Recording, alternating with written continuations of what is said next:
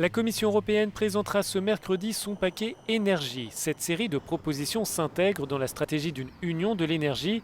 Mais selon les ONG qui ont eu accès à certaines fuites, ce document ne permettra pas aux ressources renouvelables de progresser sur le marché.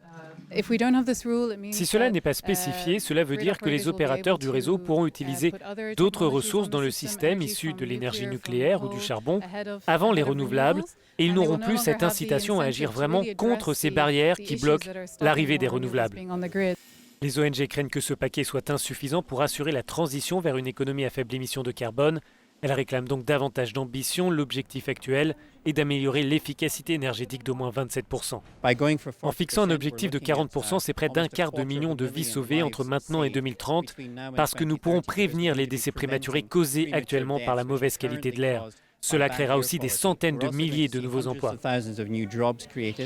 Mais les organisations environnementales saluent aussi certaines propositions, comme la possibilité de permettre aux citoyens de produire, de consommer, de stocker, mais aussi de vendre leur propre énergie. Mais pour les industriels, il faut en retour moins d'intervention des pouvoirs publics. Arrêtons avec toutes les subventions et les interférences sur le marché, mais lançons la compétition avec les panneaux solaires, l'incinération décentralisée, entre les réseaux et le stockage, et trouvons la meilleure solution économique pour les citoyens. Et cela ne se fait pas dans les bureaux à Bruxelles, ce n'est pas le fait du législateur, c'est décidé en fin de parcours par les consommateurs. Ce paquet doit permettre à l'Union européenne de respecter ses engagements dans le cadre de l'accord climatique de Paris. Mais pour les ONG, le compte n'y est pas.